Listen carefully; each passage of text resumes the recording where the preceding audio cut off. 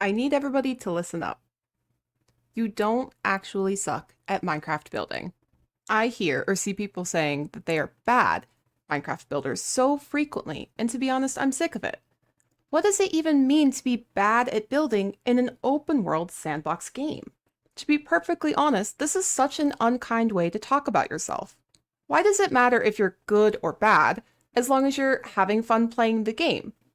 Isn't that what it's all about? YouTube tutorials, Instagram posts. There seems to be a million things out there focused entirely on trying to make people better builders. In a way, Minecraft building is art. And like any other art medium, it requires practice to develop that skill. Artists who we consider to be the best received years of classical training before becoming masters. So why, as Minecraft players, do we put so much pressure on ourselves? Shouldn't we be focused more on having fun and enjoying this amazing game? Many of the best builders have been playing Minecraft for 7, 10, or 10 plus years, even since the day that Minecraft came out, and they've spent that time honing their building skills. So why do players insist that they suck at building, and that they have to be like those players? If you've ever heard the saying, comparison is the thief of joy, then you might understand where I'm going with this. In the social media age, it's so easy to go online and look at others' builds and think, wow, like, why can't I be like that? Why is my building so awful? But I think that isn't the best way to frame this issue. If you're someone who builds plain wood boxes with cobblestone roofs and you want to build things that are more than that, rather than looking at others and saying, wow, in comparison to them, I suck, what if we reframed this as, wow, I have so much I could learn from them? Maybe if we reframed our thinking, we can all become better builders. And that's what I want to talk about in this video. I want to talk about how can you, if you're the type of person that says, wow, I suck at building, how can you become a better builder? What does it mean to be a better builder? And tools that you can use to improve your skills. Here's some different things that can help you get better at Minecraft building. What is color theory? Color theory is a historical body of knowledge describing the behavior of colors, color mixing, color contrast effects, color harmony, color schemes, and color symbolism. Which is a lot of really big words to say that certain colors go well together or complement one another, some contrast, and other color combinations are associated with certain cultural ideas. For example, here in the United States, we see green and red together and we think Christmas. Small. This still doesn't make any sense, and I'm here to not suck at building and impress my server mates, not listen to an art history lecture. Well, okay. Let's look at this color wheel. Orange and blue are complementary because they are directly opposite each other on the color wheel, and they look nice together when used in a build. Colors like teal, blue, and violet are cool colors, whereas yellow, amber, and orange are warm. Color theory is all about picking colors that look pleasing to the human eye when used together. To apply this in your build, you can choose blocks that are complementary to each other in color, as well as within the same palette. So for example, you can go for a monochromatic build of all different shades of blue, and then throw in maybe some amber to brighten the build because that's complementary to different shades of blue. There's all different types of things you can use here. Now, that doesn't mean that you can only use complementary colors. You can use color in any way that you want. You can use color theory to help you pick blocks that are good for shading, as a highlight. You can use the color theory to do all types of different things. Color theory is just a really helpful tool to help you choose colors that look great. And for those who may not believe me, here's some practical examples. Now, these are some very bright palettes, I will admit. They're really out there, but they look really nice. Cyan tones with amber, different types of reds with like a blue-green, yellow, purple. And if you want something that's maybe a little less crazy than that, this is one of my favorite building palettes, and I use this all the time. I cannot stop combining orange and cyan. Don't be afraid of color. Use it in your builds. Use color theory to help you pick different colors. You're not going to regret it.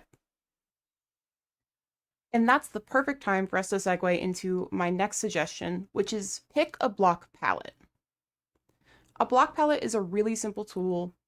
What it basically is you lay out all of the different blocks you want to use in a build in different lines and look at what you have to work with. It's literally laying out the building blocks for the thing you want to make in Minecraft. Think of it like a roadmap. Block palettes are not set in stone. Your palette can change as you go. If you don't like your build, if you don't like the palette, if you don't like a specific block, swap it out. Swap out one block, swap out three. Minecraft building is fluid, and you are not required to commit to a color scheme. It is not set in stone. One of the best ways to do this is to use creative mode to lay out your block palette. Try unusual blocks or items that you normally wouldn't. This palette that we're looking at right now, for example, is one that I laid out in conjunction with two different creators yesterday while we were literally making a big medieval style build in creative mode together. KMC and Jamal_, they were helping me with this. They were wonderful. We laid out this block palette and we created this. Using that palette, we made this beautiful medieval style Minecraft house, which is still a work in progress. But that palette allowed us to think about our decisions in regards to color, the type of blocks we wanted to use, what would actually look good, what allows us to provide shading and shadow and highlights. And it really helps whenever you want to take a creative build or a creative inspiration and transfer it over to survival Minecraft. It helps you know what blocks you actually need to use, where you need to go to get your blocks to make a build. It's time saving, it's practical, and it helps you with your building in general. I really cannot recommend using block palettes enough. They're a wonderful tool. They're so easy. Try to make them. They are as simple as sitting down in creative and going, well, you know, I think I want to start the bottom of my house out with cobblestone and some stone, and then maybe I want to use oak logs, and you just lay your blocks out as you go, put them together, and see what you come up with. Shading in Minecraft builds refers to the use of blocks which are darker or lighter than the primary building blocks to infer the illusion of light or shadow. This makes your builds look more realistic, less flat, and adds nice detail. I want you to look at this wall that I've designed here in Creative. When you're applying shadow to a build, you need to think about where the shadow would actually fall if this were a real-life structure. So, for example, we would expect to see the darkest section of this to be under the overhang, where the spruce logs are. And that's how I've done it. I've applied kind of the darkest part of our gradient up into the top right, underneath that overhang, and then it somewhat lightens as you go down, and then it darkens just a little bit as you approach the ground again, where there might be more of a shadow. I actually find shading to be the hardest thing to do in Minecraft. When I'm creating a build, this is what I struggle with the most, and it's something I'm still working to learn. But I recommend looking into it. One of the ways that you can actually learn to shade properly in Minecraft is through drawing tutorials. One of the biggest things when you're learning to draw is how to apply shading to make something jump off the page and look realistic. I recommend looking into it and trying to learn how to do this because it is really tricky, and it's something I think a lot of people, myself included, have a hard time with, but it will make your builds look alive. Is this you? Do you create flat Minecraft houses that look like a really big cube and you don't know why you're so unhappy with it? Well, by virtue, most building blocks in Minecraft feel very flat because they are. They're literally perfect cubes. You can add depth to your builds by adding windows, insetting your doors, applying shading, replacing solid blocks with their wall variant, or using slabs, trapdoors, stairs, and carpets. Anything that isn't like a full block. Depth and shading are very intertwined, and by virtue of adding shading to your build, you're applying depth. And whenever you create depth manually by insetting blocks or applying blocks to the outside of a face, you also kind of create shadow. So they're a little bit combined, which is why I have these segments right after another. So this little horrible cube box that I built is very flat and doesn't look very good, but by adding a few extra things, we can make it look a lot better. And those things create depth. So this doesn't even have a roof yet, and it's already looking better. What I've done is I've taken the oak door and I've pushed it back, and I've replaced this solid block here with an oak stair that's upside down, so that there looks like the wall itself is pushed back and inset with the oak door. I've applied some trapdoors down here as a little decoration, and then I've added stripped spruce logs all around the outside as like support pillars for the roof, basically. This is a super common way that you see on all types of like medieval or kind of fantasy inspired, like classic Minecraft houses. It's a really common way to add depth to your build because you're literally just popping out pieces, you know? This gets popped back in. These are added so that this is popped out in comparison to the oak face. And you even add more stairs here and trapdoors to continue to create depth. The idea with depth is that you are adding or basically insetting items to actually create physical depth in your builds. And then you add a roof to this and it looks super cute. And voila, we've added a roof. It's not flat. And what was a little oak box is now an adorable little cabin. Play around with depth. Play around with adding different blocks that are not your standard 1x1x1 Minecraft block. Try to create something that doesn't feel flat. And I think you're going to be really, really pleasantly surprised with what you're able to come up with. Minecraft scale determines how big your build is in reference to the player. For example, if you can see me standing on the roof of this build is huge and much larger than player scale. But a build that's actually at player scale is going to be a lot smaller. When we talk about scale, it really matters a lot when you're building in survival or when you're building an organic. In survival building, you don't want to necessarily build this massive house for your starter survival base. You're going to have to gather so many materials, and it's going to take a really long time to build this. Your first starter house in Minecraft probably should be roughly around player scale, which means it's going to have a headspace of 3 to 4 blocks. So when you're standing in the house, there's probably a 2 or 3 block gap maybe above your head in between the player and the ceiling. But if you're building at a much larger scale, that gap could be 7, 8, 10, 20, whatever you want. The sky's the limit. Keep in mind that one block in Minecraft is 1 meter by 1 meter by 1 meter, and the player is roughly 2 meters or 6 feet tall. A great way to determine scale when you're building a house or other building is try to recreate windows and doors first. So, for example, in creative mode, if you want to build a wall for your house and you know you want these big, beautiful arched windows that are really detailed, and then see how big is your house going to actually need to be in order to fit that window. Is it going to be so large that you'll never finish the project? If it is, then maybe try scaling your window down. You're going to lose some detail when you do this, but you're going to have a more practical build in the end that you can actually accomplish and build in survival mode. I really recommend hopping into creative whenever you're trying to do these projects and you're unsure of how big your build needs to be or what it needs to look like or the materials you're going to use. It's going to help give you a really realistic idea of what to expect. If your goal is to build an organic, for example, a creature or a plant of some kind, this can be accomplished by building the eyes first. This is my Kraken build that I made entirely in survival off of a reference picture. And I was given some really good advice by other creators who are excellent in making organics, and their advice was build the eye first. If you create the eye of your build, then you can frame the skull around it, and then you can frame the body around it. And that's going to set the scale for what you're going to end up building. So what I did here was I literally pillared up into the air, and I built the eye of my Kraken, and then I said, okay, well, if the eye is that big, the cheek plate of this is going to have to be this big, and then the skull is going to have to be this big, and then the tentacles are going to have to be this long. That means then that the scale has been set correctly for your organic.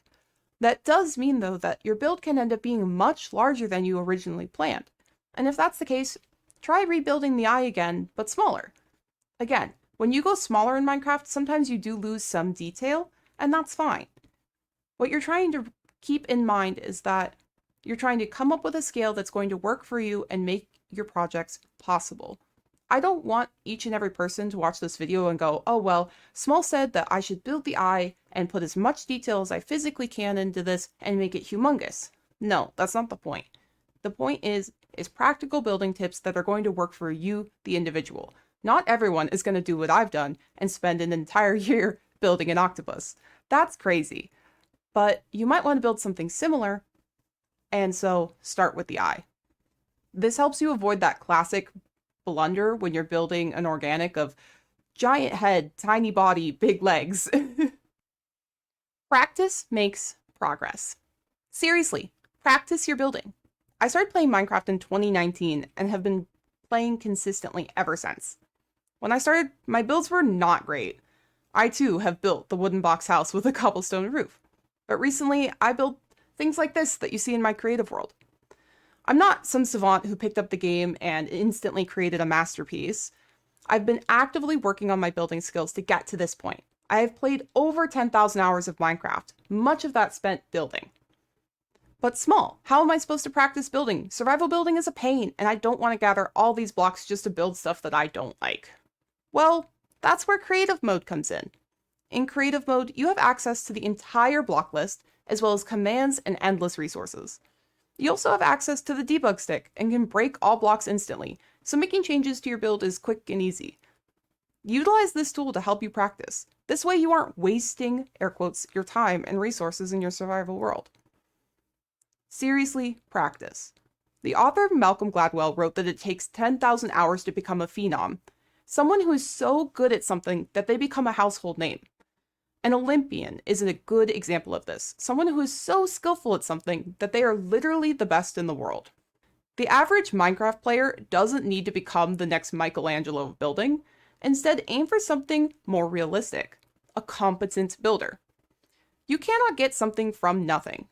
Becoming a better builder requires genuine time and effort. You're not going to wake up, walk into your Minecraft world, and be B-dubs. You're going to have to spend the 15 years that B-dubs has spent playing Minecraft to become the B-dubs of building in Minecraft.